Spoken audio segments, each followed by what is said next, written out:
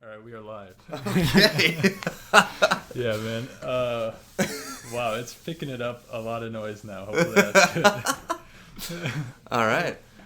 Well, No, it's Jake's uproarious laugh. yeah. We're joined. Maybe we should have that be our intro. It's just a laughing track of me, just at full blast, scare the crap out of everyone who's listening. No, but we're joined by Megan, our live studio audience, and there's Trisha outside our studio coming on in. Oh man, but it's live. So thank you everyone for tuning into the podcast. Yeah, this is the very first episode, our pilot for our very first podcast series. More people of our live studio audience. This is excellent. We were expecting at least one member of a live studio audience tonight, but we now have 3 members of our live studio audience. So we just like to thank them deeply for coming and sharing the special moment with us. Yeah. So this is 300% the turnout that we So that's a win. Yeah, that's. I think that's pretty cool. Yeah. I'll just like to start off by saying my name's Jacob. Yes, and I'm Hunter Johnson. As many of you are probably aware, we're probably going to have 10 listeners to start off with, and 3 of them are also already in the room. But we don't know what we're calling it yet. We're just freeballing it at the moment. But I really didn't write anything down for this first first session here. Yeah, no, but, I had a couple topics written down. Okay, in my beautiful. In my handy notebook that I always keep on me. I know that I know you can't really see it, but Hunter has this really cool national park notebook. He's got a series of them. This particular one is the Great Smoky Mountains. So we get to read notes out of the Great Smoky Mountains, if you will. So. And for our first topic, we have a wholesome news segment that I thought, just because it's a joyful. Yeah, I do think that'd be a good segment to start with. Yeah. Do our wholesome news segment. Yeah. So I brought up one. Now you don't really need to look at it, but it's a World War II veteran got his high school diploma at the age of 95. No way. So no way. I thought that was some uplifting news. Shout out to David Williams on CNN. That's very cool. My guy. Does it say where he served at all, or? Let's see. Wow. At Oklahoma High School. Oklahoma High School. 70 years ago, he joined the Marines. So, Marines, awesome. Yeah, but wow, that's awesome.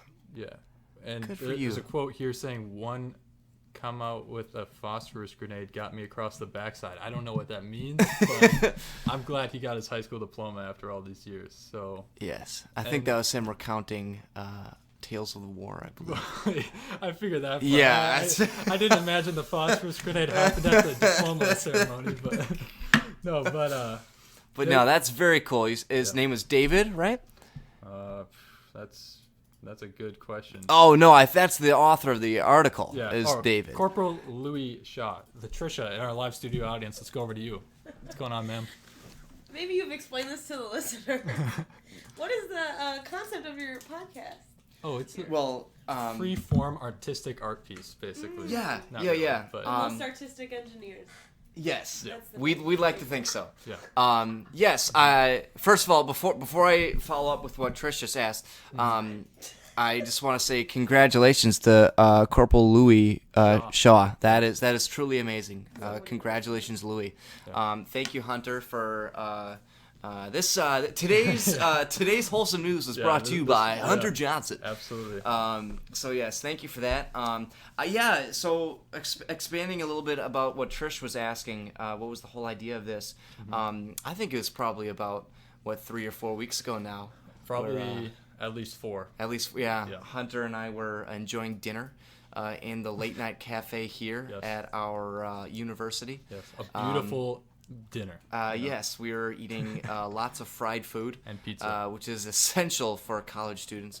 And I don't know, we were just talking about not only, I guess, how our days were going, but just different things came up in conversation. We were talking about random things, and it just, I don't know, it was I think Hunter was after we had conversed for a while. Oh, yeah. Hunter looks at me and he goes, "Hey, do you want to start a podcast?" And I was like, "Hunter, I absolutely want to start a podcast." And then Hunter was like, "All right, well, what would it be about?" And we were just kind of trying to brainstorm some segments that we would do, and Hunter thought of the wholesome news segment, and we were. In that conversation that we had while we were eating dinner, one of the things we just happened to be talking about was random bugs and insects. Yep. And so we're like, we could make this a section of our podcast. And I apologize. No. I did not come prepared. Don't you worry, my friend. Because I'd like to put that down in history as the best segue ever into our next topic. And this week, our bug of the week is the giant Weta. Now, really? Jacob, don't look at the screen yet. Okay, all right, I won't. No peeking over here. Okay. What do you think the giant Weta is? Well, I guess truly, like, it's got to be big. Well, yes, but thank you for that. Hey, wait. Sorry, we just had some input from the live audience.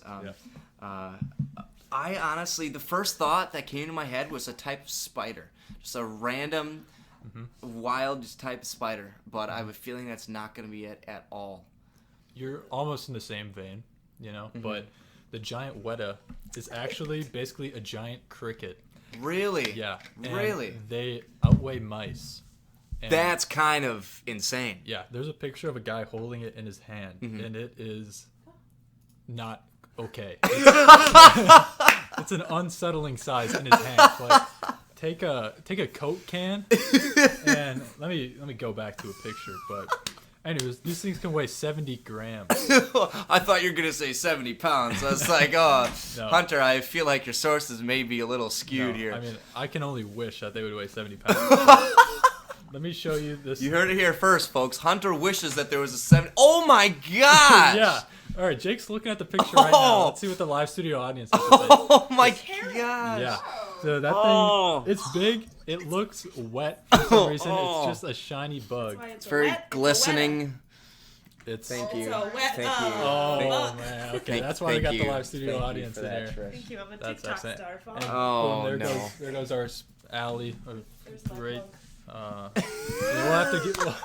We'll have to get her in here for the next podcast or something, because I do want her input on this giant Weta. But before we continue discussing this giant Weta, I would just like to apologize again to our listeners. By Trisha. And hey, thank you very much for joining. We greatly appreciate it. If you ever want me as a guest, let me know. You'll catch it on YouTube. Yeah, absolutely. Women's input. Oh, we do.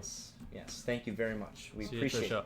Have a wonderful night. You too. Thank you. Thank you, listeners. Yeah. So we are down to 1 of 3 of our live audience, but that's okay. Anyway, I would just like to apologize. I just recently, well, I guess I would say I'm continually getting over a recent cold, so I'm a little wheezy. I apologize for that. I might start coughing. If I do, everything is okay. I am fine. It's most certainly will be because I'm laughing at something that Hunter said. But yeah, I have my water here. Yep, staying hydrated. I do know a little bit of CPR. And luckily, I mean, yeah, you do? Live studio audience member? Okay, good. Thank God we have a live studio audience who also knows CPR. Right, but yes, anyway. Relief. Yes. But wow, that is the biggest frickin' cricket I've ever seen. Yeah. Wow. Let me tell you a little bit more about it. Yeah, please do. What do you think giant Weta means? Well, I mean, first of all, I would the term. What the heck? Oh, right. This just is a ton of studio This is setting. We keep interrupting ourselves. Yes, we have the wonderful opportunity to shoot this in a very special office space. Third floor of a skyscraper, actually. Hopefully, the wildlife will come join us. Some raccoons. This office that we're in has been known to be frequented by raccoons this year, so that's pretty special. and we see a lot of our friends walking by Yep. outside. So that's also pretty special. Yeah. But anyways, to answer your question, Hunter, Giant Weta. what do I think it means? Yeah. Well, I would like to break it down word by word. Giant, the word comes from something being big. Let me give you a little diversion here. Okay, sure. The name Weta comes from a Maori word. Okay, so pretty sure that's from New Zealand. Okay, thank you. I was about to say, is so- that a dialect somewhere, or? Yeah, so... Okay. And actually, I'll give you the full word. It's Weta Punga. So Okay. what do you think that means in Maori?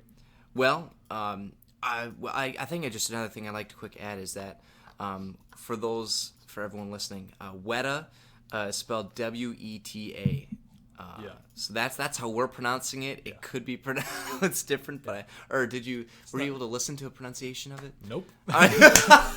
Just making it But up. so we're gonna go with that. Well, Weta, one of our lost members of our live studio audience made the comment that Weta could come from the appearance that this cricket has. It looks wet. It looks like it's kind of glistening. look wet, So that could be part of it, but that could also not be part of it at all.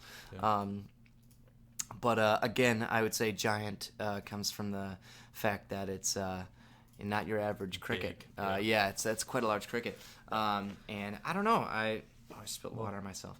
I just am not really familiar with the origins of the other word that you said. You want me to tell you what that word means? Yes, please It do. means God of ugly things. Oh They no! did not hold back when they're naming this poor cricket. Oh no! I'm sure amongst his friends and family, he's got a nice name like Greg or something. Yeah. Greg. But with us, Greg the cricket. Yeah. Poor Greg is unfortunately is our named wedding after the god of ugly things. yeah. There's Chelsea. She might come into our live studio audience. Come I on think in. she is. I think Excellent. we're gonna have. Oh, no. dang it. Okay. See that's the one thing we also we have a slight.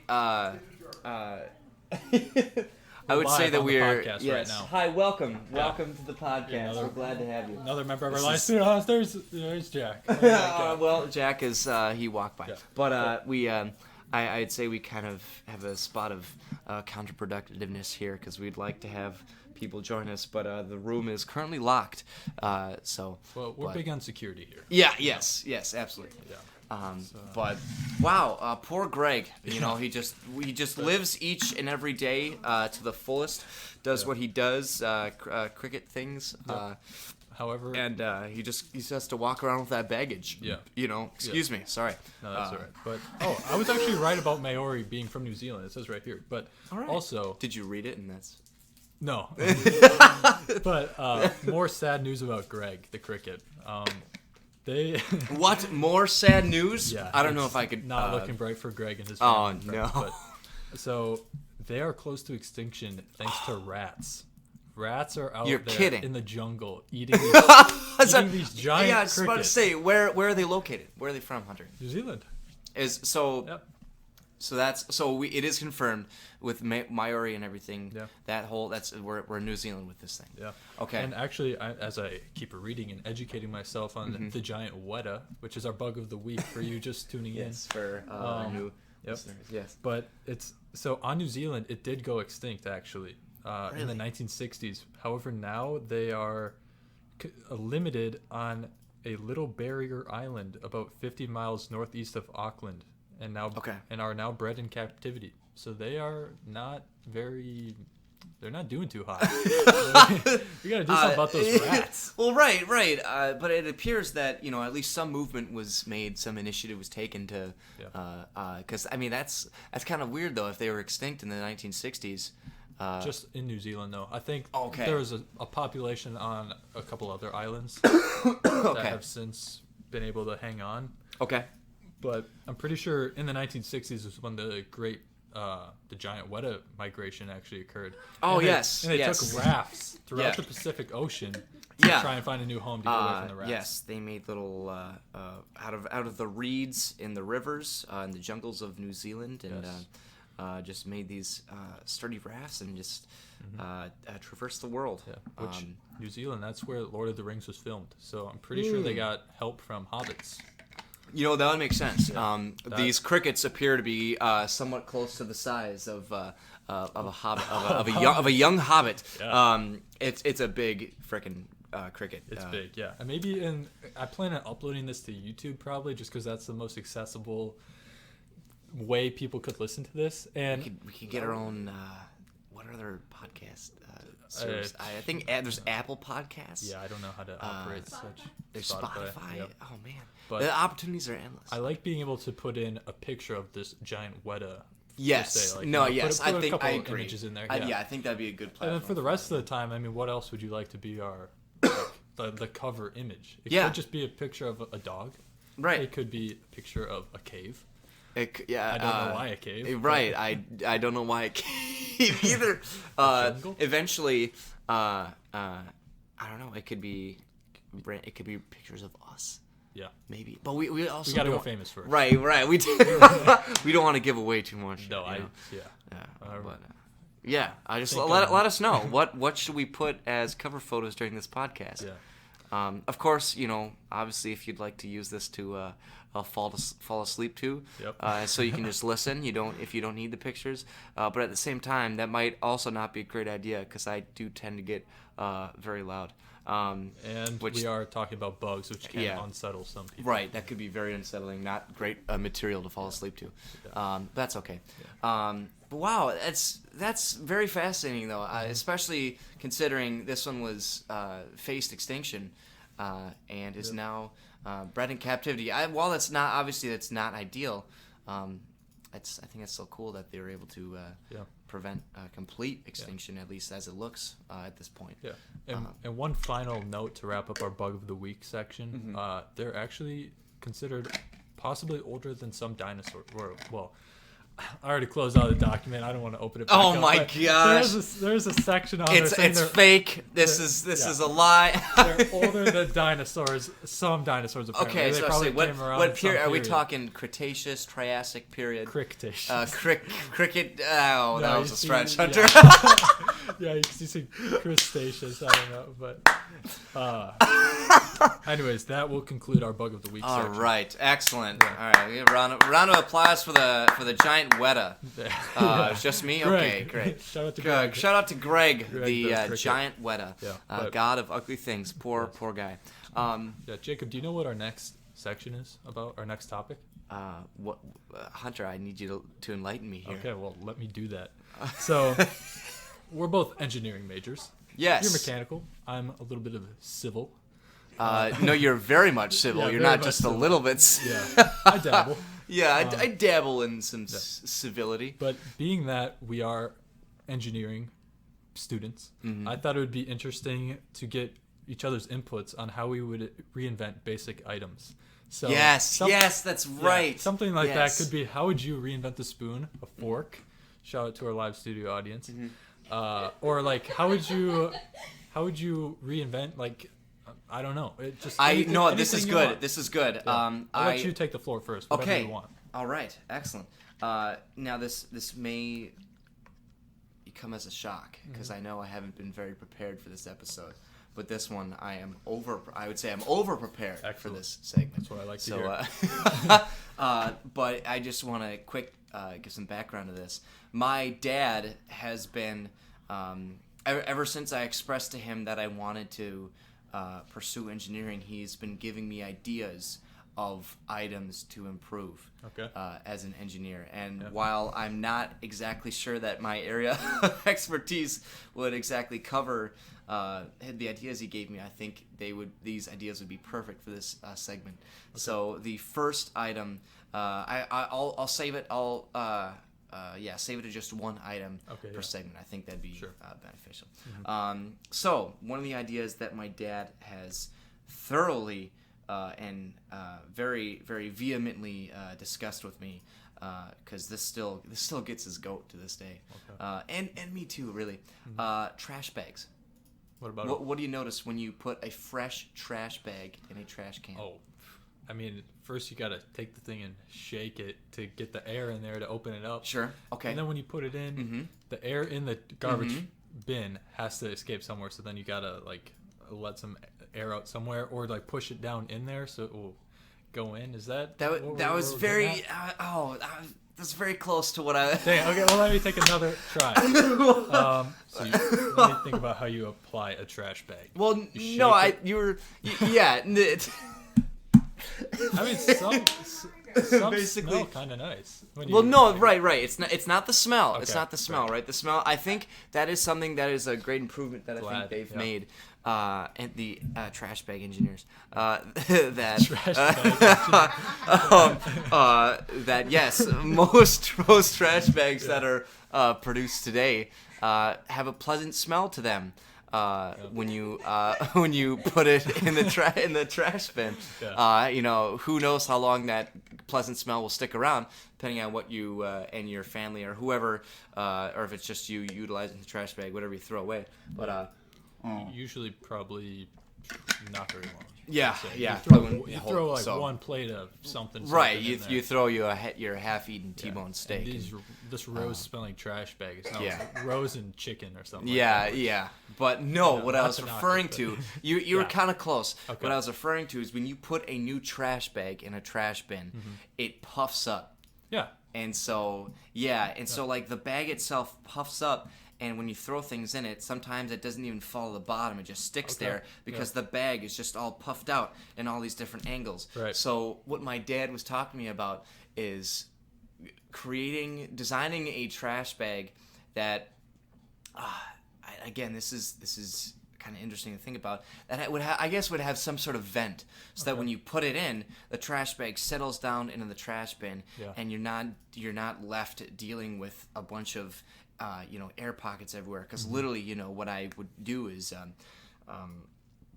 or whoever replaced the trash, whoever replaced the trash bin, would literally take a scissors or a key or something and just jab a bunch of holes in the trash bag, because it'd be puffed out and there was all these air pockets. So we'd have to jab holes in it to create space for the air to go elsewhere, and then finally it would rest down against the lining of the trash bin itself, right? Right. So what my dad again was telling me about was creating a trash bin liner that has some sort of vent, so when you initially put the thing in there, it doesn't puff up. Yeah. So maybe trash can liners with built-in perforations or something like that. But sorry to interrupt. No, it's fine. But I think one of the big challenges, constraints that has to be overcome is if you're gonna put perforations in your trash bag somehow, then the smell of whatever's in there could escape easier. So how would you Yeah, and with your stabbing it viciously with the car key, like, aren't you worried that some liquid or something is gonna come out of it somewhere? Yeah, that's a good point. I should have clarified there.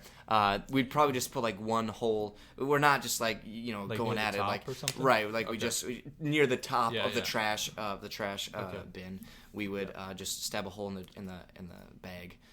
Probably like one on each side, just one hole on each side near the top. Yeah, when I was laying out my guess, when I said let air out, I don't know if I completed that statement or not, but when I put it in, before I loop it around the side, I leave it open a little bit, and then I push it in, so then air can like come out that top portion, and then it rests in. But so about your garbage bag idea, I don't know how this could happen or how you would achieve it, but if it was statically inclined, I'm gonna make up that saying. If it's statically inclined to then cling to the sides of the garbage can, it would, once you put it in there, it'd go like right. I don't know why that was the sound, but right. No, I see what you're saying. Like go to the side of the trash bag, which I think. Then you don't got to worry about holes. Exactly. You don't got to worry about vents even, but at the same time, there's probably a way to have like these very small holes or something. Sure. Or just have perforations near the top, like you're saying. But like maybe if it was a metal trash receptacle, and then you put this somehow already static bag. I don't know how that would happen. Maybe you hold the bag in your hands, shuffle around on the carpet for a little bit, get a nice stat going. And, Well, yeah, I think that's a good idea. And for starters, especially for people who do have metal trash bins, I don't know, you could incorporate maybe, like, especially in the bottom of the bag, having like a little magnet in there almost. So when you throw it in there, just like you said, just right to the. I don't know, but that would be hard though, because when you put a trash bag in, it's not like everything just falls nice in the center, so that the way the magnets can then go to the corners of the inside of the trash bin. But I think you're definitely onto something, and oh man, that is a tough one to think about though. How you would do that? Yeah. So as far as what I would want to reinvent, I'm gonna have to make something up on the spot because I have no idea. Let's see. Well, as I was sitting here listening to you and pondering this, I was looking at the doorknob over there. Okay. And doorknobs are pretty dirty objects. They are filled with germs. So let's say there was a way where there's these micro pores in the metal. Oh my that gosh. Seep tiny amounts of hand sanitizer through these pores. Oh my gosh. And then so there's I'm getting a lot of reactions from our live studio audience. However, I'm talking micro pores. Yeah. And this isn't the type of thing where you're going to grab a door handle and it's going to be like, whoa, that's slippery. Like, wow, I just got to... You can't open the darn thing. Yeah, you're not going to be looking at this door and seeing hand sanitizer just like dripping on the floor. Right. It's not going to look like like the door handle was just in the movie Ghostbusters and there's ectoplasm, all over the door handle. That would be a cool look, but not what You're I'm right. Yeah. But now that October and Halloween is over, it's probably not. But you know how a water droplet can hang on the bottom of something if like I don't know how that works. Well, right. Okay, Yeah, water is really an interesting liquid. Yeah. But so I'm thinking once it gets once it gets to a certain level of saturation on the door handle, we're talking like just very very minimal. Yeah, like you probably can't even see it from the eye because I don't want it to feel wet. Like maybe you could kind of tell your hand is like a little glistening or something like that, just a little bit, but a little wet, like the giant Weta, if you will. Oh man, what a callback! But that way, these door handles, every time you open a door, your hands getting sanitized. Okay, which is just a way to fight germs. Because like think about how many people touch. Say you're going to. Well, I was going to say Walmart or Target, but those all have automatically sliding doors. Right, so that's probably not a great example. However, at Target, not the doors. But I just thought of something else, though. Yeah. Shopping cart handles. Right. Apply the same technology to it. Now you got wet shopping cart handles. You're slipping and sliding all over the place while you're grabbing your groceries. Okay. I've been told, yes. They have, like, wipes to clean them. Right, but that takes time, and you're wasting stuff that will just go in the trash. I'm trying to save the world. Yeah, saving. Yes, exactly. Now I will. Not a bad idea. But I will admit this is a highly ridiculous idea. To put it frankly. Hey, that's okay. Because then somebody needs to go around refilling hand sanitizer and doorknobs, which is a pretty weird job. They got to refill it in shopping carts. But I don't know. I think it's something. I didn't prepare very long. That's okay. Thank you for bringing that up. You're welcome. I just had it off the top of my head for that one. Yeah, that's pretty amazing. I would just, there was something that I thought about as you were explaining this. Okay. Using that technology that you're suggesting, just very like microscopic pores in door handles where hand sanitizer can then be, this is going to sound probably really awkward, but where hand sanitizer can be secreted. Yeah. What if it was contact based? So what if it didn't it wasn't on like a cycle per se, but when someone grabs the door handle, the pressure from their hand, then the pressure from the hand turning the door handle, or doorknob, secretes some hand sanitizer. Yeah. So then when you walk away, you got hand sanitizer on your hands and you can rub it in, do what you need to do. Yeah. That is actually, I didn't think about the contact aspect. That makes a lot more sense, though. Or if you were somehow statically inclined, back to our trash bag thing. Very nice. Statically inclined to somehow, never mind. It's better. It's better to have it seep out based on contact than to try and get people, like I said, rubbing their feet on the carpet just to get some hand sanitizer Right. doorknob. Yeah. But which leads us to our sponsor, Germ X hand sanitizer.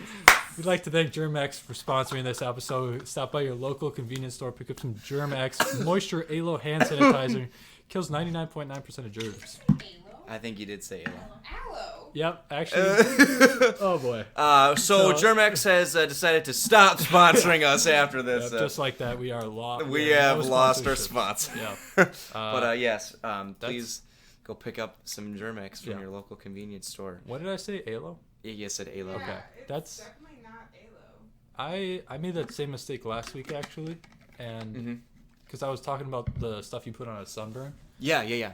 But Aloe. yeah. So aloe, I have a tendency to say certain words wrong. Sure. My girlfriend can attest to this. I used to say, instead of English, I used to say Anglish. Yeah. I can't think of the other things I would say, but there were just some things where I'm like, what the heck? Why do I have like an accent from who knows where? Yeah. No. Stuff.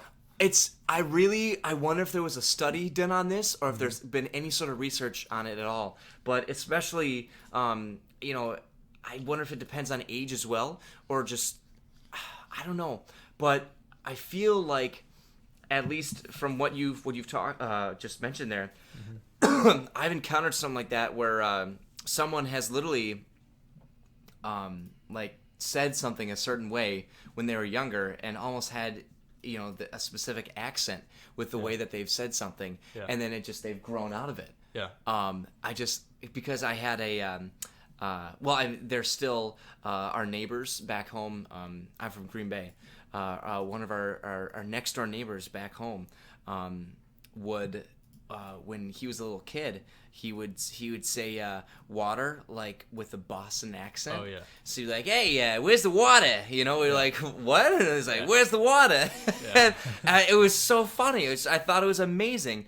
And when he says water today, it sounds like water. Okay. But when he was younger, it came out as water. So I thought that was just super fascinating. And there's got to be, I don't know. No. I want to know if there's any research or something done on that. I don't know, but maybe we ran into something as a kid and bumped our head pretty hard. And it could have been one of those times that our parents were like, "Oh, I only dropped you once," when you're. No, did he also say bubbler? Because that is something that is not where I'm from. We do not say bubbler. Right. No, that was just the thing that we all, bubbler, say. Frankly wrong. Yeah. Okay. I think it's not. It's a Wisconsin. It's generally Wisconsin. Oh, sorry, I just spelled there. It's a southeastern Wisconsin, maybe like Madison area as well, type of thing. I'm from Wisconsin. Right. North. Yeah, do you say bubbler? I say bubbler. Yeah. What the heck? Okay, we got weird pockets of incorrectness all across Wisconsin. Okay, wait a second, bub. Yeah, I'll say it. I'm not afraid. But Chelsea, what did you say wrong incorrectly as a kid? I still say it to this day. Yeah. Oh, you want me to? No. Oh. How do you say this number? Okay. 100. What do you say? 100. I say 100. 100? 100. That's awesome. That is awesome. Give me $100 bill. $100 bill. Yeah. Wow. It's kind of like excellent. Saying 50 cent instead of 50 cent when you're just trying to sound cool. Hey, careful. 50 Cent might come after you. I mean, he is more than welcome to be a guest on our podcast. Yes, no, absolutely. 50 Cent, if you end up listening to this, please, we would love to have you as a guest on our podcast. Yeah. But man, 100. 100. What the heck? 100. Yeah, that's kind of like actually how I say my name sometimes. 100. Yeah, I don't want to say, hi, Hunter. Hunter. Right. Like my grandpa actually started this. He would just say Hunter. He'd just forget the T, leave it Yeah. at home. Yeah. So yeah. just that's definitely Rolls off the tongue better too. Yeah, sure. Yeah. Hunter. 100. Yeah, I feel like that's a very, though, in general, that's a very Wisconsin thing. Say bubbler instead of water fountain. Kills me every time. I literally never heard that in my life until I moved here. You're kidding. No. No way. No. We would always say drinking fountain or water fountain. Right. That is it. Those are the only two options. Sometimes And- you'd say watering hole. Yeah. Not really. No. Yeah, right. Hey, Soto, where the pond is. Yeah. But Hunter, tell us where you're from. Little place out on the prairie, past the prairie, named Hudson, Wisconsin. Beautiful place. Yes. We actually, little bit of a story moment for you, which is pertinent to Hudson. Story time. Yeah, it just happened too. There was a interstate high-speed chase that went right through my town. Yeah. You heard a little bit about this earlier, but I don't think Chelsea was privy to this conversation. So I'll lay it out for our listeners at home, all four of them. Anyways, there was a gentleman, actually not a gentleman, a scumbag. Thank you for clarifying. So he started in Minnesota in his black pickup truck. So it had already snowed, so the roads were pretty slippery and stuff. And I just think it'd be pertinent go to ahead. mention Hudson is very, very close to Minnesota. It's right on the border. Yeah. Bless you, Yeah. by the way. Yeah, Maggie. bless you. One of our studio audience members sneezed. Yeah. So Disrespectful. yes, but, yeah, we'll let it slide. yeah. That's we'll Just we'll let it kidding, go just this time. We allow sneezes here. Yes, Hudson is very close to the Wisconsin-Minnesota border. Right So on that's- it. Oh, right on it. There you Yeah. go. So that's probably hence the Yeah. whole water bottle. And continue. No, you're all right. But so the roads were slippery. There was a lot of snow out there. This guy, the news stations picked him up on different traffic cameras. Wow, that's another word I got to add to the list. Traffic cameras, and one of them was, those roundabouts where there's a mound of grass in the middle? Yep. He just decided to go, boom, right up over it. And then he spins out, hits a sign, gets back on the road, hits another sign. Wow. And he went through Stillwater, which is in Minnesota. Wrong lane on Highway 35, I think it was. So That's scary. He's like zooming down this highway in the wrong lane, goes over the bridge into Wisconsin, comes off of that, and then apparently he went through North Hudson or down another highway into North Hudson, and North Hudson is a 25 mile an hour speed limit, and he was reported going 70 through the spot. And it's a neighborhood Holy area crap. kind of at a certain point. Yeah. So he blazes through North Hudson, then comes over another small bridge into Hudson. And at this point, the cops are already aware. The U.S. Marshals, which are like the big dogs, you don't want to be running. The one people you don't want to run from are the Marshals. Those guys are serious. But anyways, they're still pursuing him. Spike traps were laid out in North Hudson. You're kidding. Yeah, apparently a spike trap did get one of his tires, but he was able to keep going. Or maybe it didn't pop it fully. I'm not really sure. But so he keeps going through Hudson. Police are still on his tail. Goes all the way through Hudson, which is still 25 mile an hour. Yeah. Through downtown Hudson, which is just shops and stuff Right. like this, like small shops. And it's only a 2-lane road all the way through. Yeah. Gets to I-94, goes up on it, starts heading west on 94 into Wisconsin more. And he's in the wrong lane again of, did I say? Would that be Oh, going wait, no, east? east. There we Yeah, go. my bad. It's like Hudson Yeah. is as west as you get. Yeah, it felt wrong saying it. That's my excuse. Anyways, he's in the wrong lane of traffic. Yeah. Going like He's been in the wrong lane of track this whole time? through Hudson and North Hudson. I don't think he did because it was Okay. only 2-lane roads, Right, so right. not going to get very far. But Yeah. anyways, so he's going the wrong way on I-94, which is a freeway. Like there's tons of cars. Keeps going. Police are they're chasing after him in the wrong lane. He then goes up onto another highway. So he's been going for who knows how long, maybe 30 minutes now of a chase. I don't really know, but eventually comes onto a lesser traveled highway going to River Falls, and that's where they do a pit maneuver, where they like hit the back of his car and make him spin out and stuff. Yeah. And he hit a vacant car on the side of the freeway and then went into the ditch, and he was arrested there. And he didn't die or anything. He's in police custody. So I'm like, holy crap! Like his car, it's a truck, right? So there's the bed of the truck. it's just completely not connected to the truck. It's just the cab. It's just the portion. cab. Yeah. Okay. And oh man, so they had to close down the traffic a little bit. My mom sent me an email, 2 of them actually, describing this story. So I was like, wow, that's pretty wild. But wow, overall, Hudson is just that does not happen. Wow, wow, look at that. But yeah, some hometown action there. Mm-hmm. Very interesting. Yeah, and I should also mention nobody got hurt. That's good. So that's good. very good. Otherwise, I would be very upset. Mm-hmm. That'd be a no, 2 thumbs down from Hunter. Right. Unless this scumbag did was running because he did something real bad. He did.